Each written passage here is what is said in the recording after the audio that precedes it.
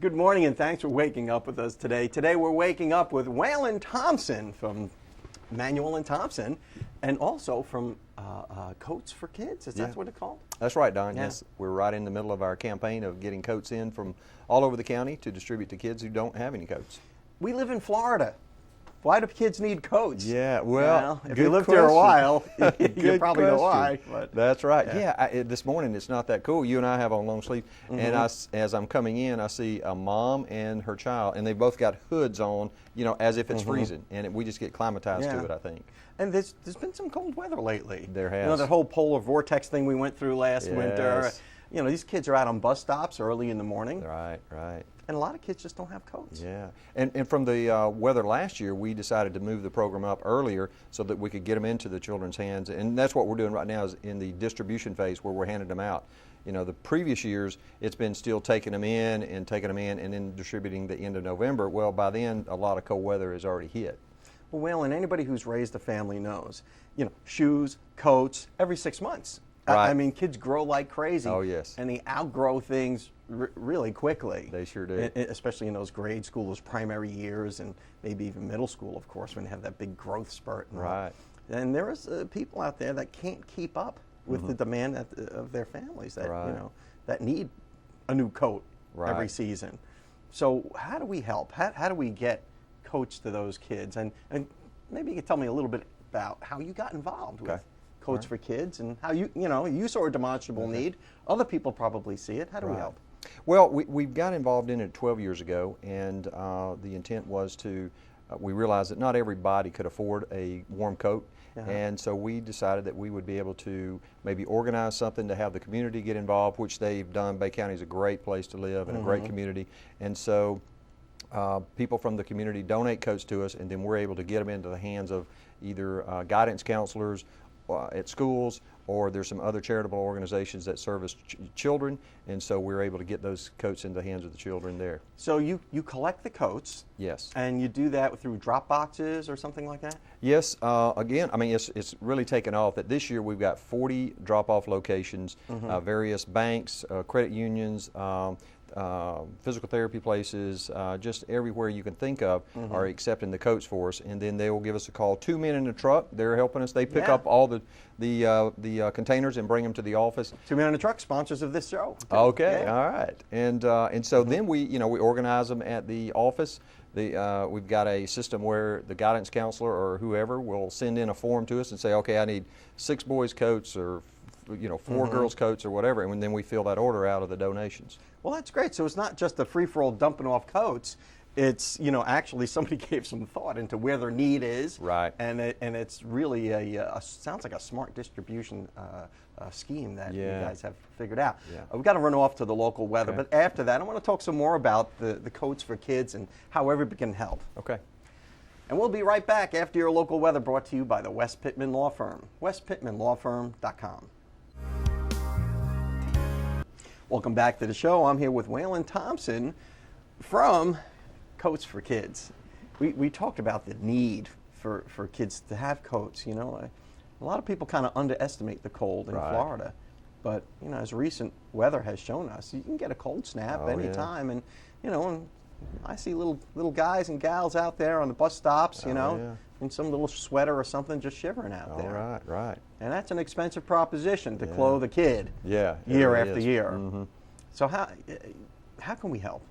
Well, this year we have had orders from schools and the other charities that need the coats of over 700 children's coats. Now, we've collected more this year than we ever have, over 750 coats. But there's a lot of them that are adult coats that the children can't use. And so we're asking that we need another 50 coats for boys, sizes 6 through 14. And so if people could come in, bring those to our office at 314 Magnolia Avenue. We already have orders for them. We need to fill those orders because that's 50 boys that don't have a coat currently. Now, if people wanted to find out where the other drop-off locations are? You go to our website. It's manuelandthompson.com. And we have all of our drop-off sites over there and we're very appreciative to everybody that helps out. And like I said, there's over 40 of them. The community has come together and just really gotten involved in this. It's great. Yeah, that's the great thing about Bay County. People just pull together to help people. Now, what if someone watching this now says, my child needs a coat? what do they do? Do they go through the school somehow? If they're at school, if they're in a school, which they should be, yes, go to the guidance counselor and just tell them, hey, we need a coat, because we had a situation this time where some parents were calling in and we said, well, what school do you go to? And they told us, well, and then we figured out that the guidance counselor already had put in an order which included their child. Okay. So that's the best thing, is to go to the school guidance counselor and say, hey, I need a coat. And you basically tell them the size and all that. And that's right. You guys will try and make a match with yes. whatever coat is donated. That's right. Now, when I donate a coat, can it be any old coat? Well, Don, we're asking for new coats or gently used. We don't need something that's worn out, because, again, it's another child is going to be using it, and we want them to get some good wear out of it. Maybe your kid has gone through a growth spurt and maybe used the coat for just for one season. And as long as it's clean and serviceable, oh yeah, it's good. And in like new condition, why not? Right. Why not use it again? Right. Yes, and Bill Shields down at Superior Dry Cleaners, he's helping us. He's dry cleaning the ones that are, maybe have some stains on it or something like that, and so that we can use those again. Yeah, nobody wants a kid walking around in something that looks obviously used, but it's got to be new and serviceable. Waylon Thompson, thanks so much for what you're doing to keep these kids warm this season. Thank you, Don. And you're certainly welcome back anytime. And remember, Coats for Kids, if we want to learn more about it, we just go to your website, right? That's right, manuelandthompson.com. manuelandthompson.com. Thanks so much for coming on the show, and good luck with this great project that you're involved in. Thank you, Don. And we'll be right back after your Mad Hatter Minute.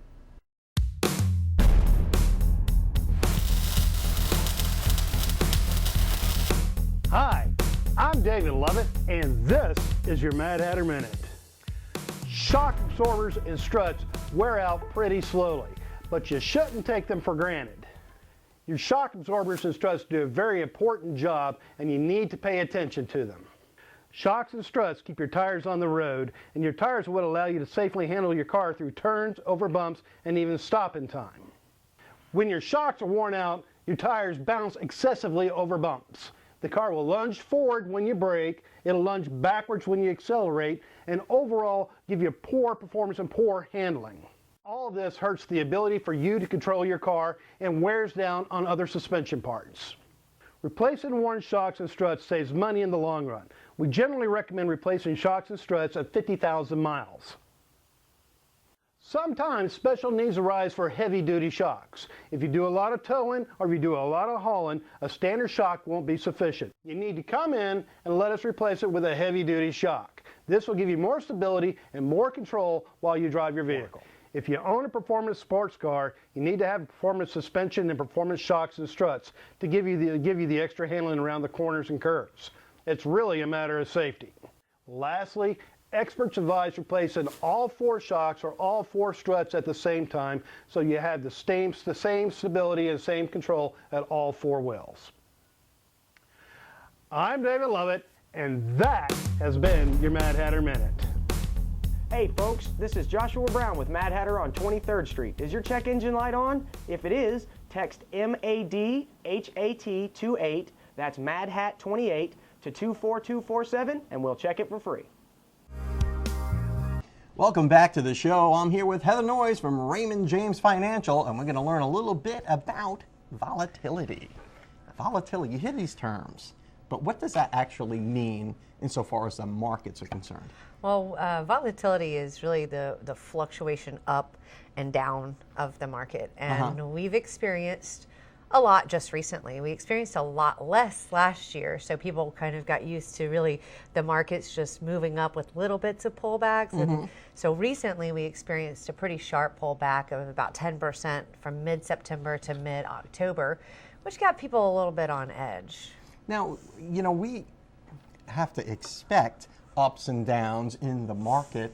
What is the difference between, say, the terms of it just normal fluctuations, I'm just making this up as I'm going, and a volatile market? Is there like a certain amount of percentage points that says, ooh, that's volatility? Well, not necessarily. In fact, if you'll take a look at this one chart that I brought with us today, this goes back for 3 decades, and you can see the orange are the declines, the intra-year declines, so how much the stock market declined, and this is the S&P rather, in any given year, and then also the return for that particular year. So you look back for 3 decades, you can see that the downside, I mean, there's a lot of volatility, and there always Right. has been. In fact, the average. Wow, look at 08. Yeah. That's awful. 49%. Yikes. The average downside is about 15%. So that's the average that you could expect in any given year. So some years it's less. Like last year, again, it was only, that we had a decline of about 6%, but the year before we had a decline of 10%. And just recently this year, we've had a decline of 10%. And what causes volatility? I know we talked about this once before, current events and things that just happen in politics and Sure. and around the world. And there's a lot of technical factors that I'm not going to probably get into. Oh, please, you over if I start talking about the technicals. But that was really what drove this last one more so than fundamentals. The other thing is, if you take a look at this other slide that I brought, this shows the history of bull and bear markets going back to 1926. Oh my, okay. And the blue, of course, are the bull markets, which means an up market. And a bull market lasts an average of about 10 years. And so far, we're about 4 to 5 years, depending on who you ask, into this particular bull market. And the bull market will generally return about 458% during that time frame. So right now, we're up about 188%. Wow. For this bull market. So we still have a long way to run. I mean, just by looking at our track record here, there are many more bull markets than bear markets. Oh, absolutely. Bull markets last longer than bear markets. You said average of about a decade for bull market, right? Bear market lasts about 1.5 years. That's the average. I mean, if we just look in recent history, back around 2008 time frame, that was our bear market. A lot of people got hurt then. Absolutely. But, people are rebounding though as well, which is kind of good to know. But when you look at it, you see all these little ups and downs in that bear. It's a steady climb, but you're going to take a few dips along the way. Exactly. And the issue too is if you make a decision to get out and you react, again, like with this most recent pullback that we had, you lose a lot of opportunity because you have to make a decision on when do I get back in if you've gotten out. If you've gotten out and you don't get back in at the right time, you may not recover the losses that you sustained. And then possibly, any future growth in the market if you completely stay out. So for unsophisticated people like myself, it's probably better just to do some dollar cost averaging and just stay consistent. Stay in. Yeah. And just stay in until you're ready. And I guess over time, you need to kind of tweak your investments too at whatever stage of life you're in. Absolutely. I guess the closer to retirement you get, a little more conservative you probably want to be. Under some circumstances. Am I going out on a limb when I say no, that? No, actually, I think that's the general. I'm so outside my area of thought expertise. process. It is, Yeah. but I do have a lot of clients who've been investing in the stock market since before I was born. So they're in their 80s and they're still, in 100% stocks. So it depends a lot on the individual as well. But yes, I mean, the least amount of risk that you can take to garner the returns that you need. That's what you want to do? Yeah, exactly. So in a nutshell, buy low, sell high. Absolutely. Heather Noyes from Raymond James Financial. I know it's not as simple as that, but thank you so much for bringing your expertise to bear here on our little morning show. All right, thank you. All right, and we'll be right back after these messages. Welcome back to the show. I have Pat Boykin, who is the owner and sales manager of Russo's Air Conditioning, to kind of get us smart on air conditioning during the heating season.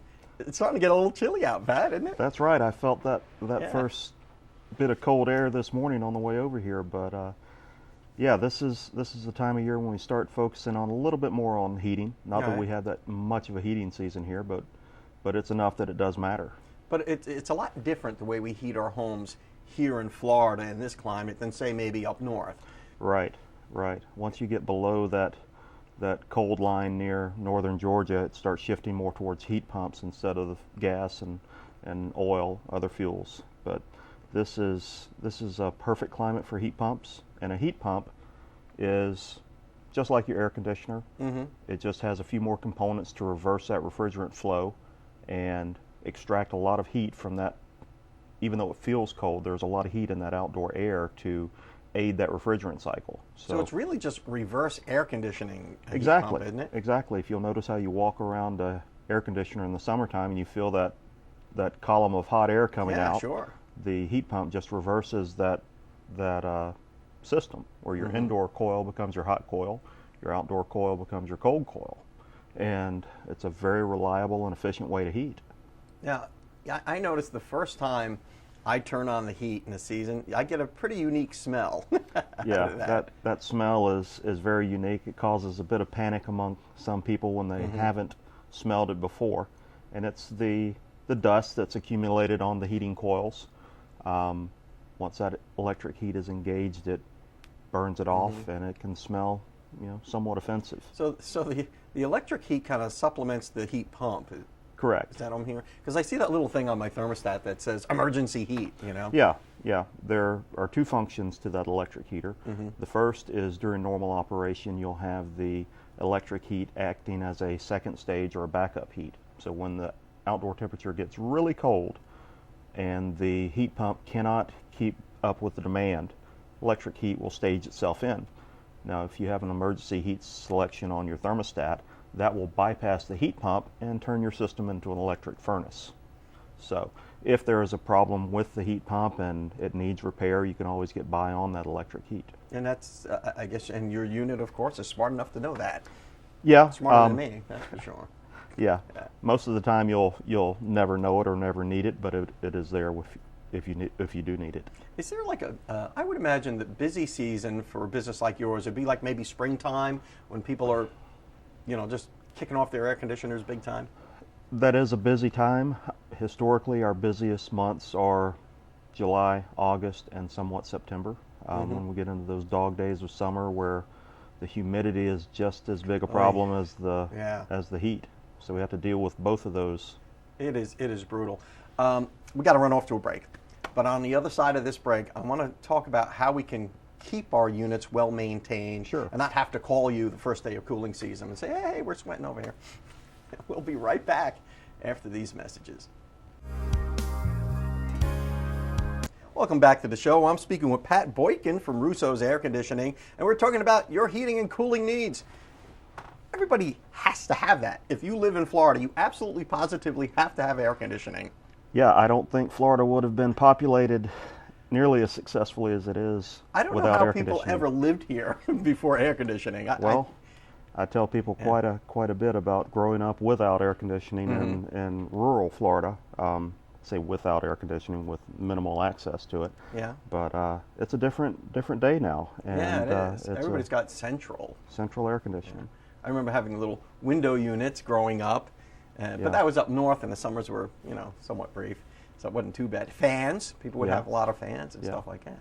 Now, during the break, we talked about maintenance, and maintenance is key to keeping your air conditioning and heating going. You guys have some sort of special plan there. Absolutely.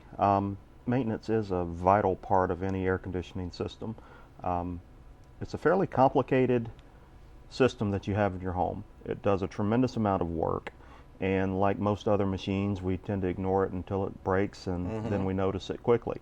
But our maintenance program is unique. It is a very detailed tune-up, cleaning, and thorough check of the system. Our maintenance tech might take 2 hours on a basic system, whereas most people might be used to somebody dropping in for 20 or 30 minutes, checking it out and saying it's good, only to have a breakdown a few weeks later.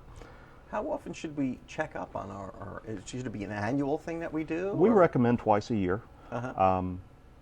Our maintenance program breaks that up into 2 visits, not necessarily spring and summer, but between the peak heating and cooling times would be optimal. Yeah, because you don't miss it until it's gone. And like you said, you ignore it just like your car or any other thing. Yeah, most of what we gets find, a lot of attention when it breaks. most of what we find on a maintenance visit are purely cleaning and hygiene related, where we'll have to do a thorough cleaning of the blower motor, the condenser coil outside, the evaporator coil inside. They say collect a lot of dust and gunk. They do. Yeah. Some systems, they'll move 4 to 5 times the volume of the house in air a day. Wow. So you can imagine the dust and debris that's trained along with that. and if the filter's not adequately catching it, then it's lodging somewhere in the system and being dispersed throughout the house. So it's very important. How do we get in touch with you guys? I mean, do you have a website or something? You do. We can go to? You do. You can find us online just by Googling Russo's AC, ROUSSOS, or you can go directly to our website. That's russosac.com. And don't wait to have a problem. Don't wait to have a problem. That's the name of the game. The key benefit is to keep it maintained so you don't have that breakdown during the most inconvenient time of year, whether it's cold or hot. Pat Boykin from Russo's Air Conditioning. Thanks so much for coming on the show. Thank you, and getting Don. us smart about the maintenance of these heating and air conditioning units that we all rely on. My pleasure. Thank you.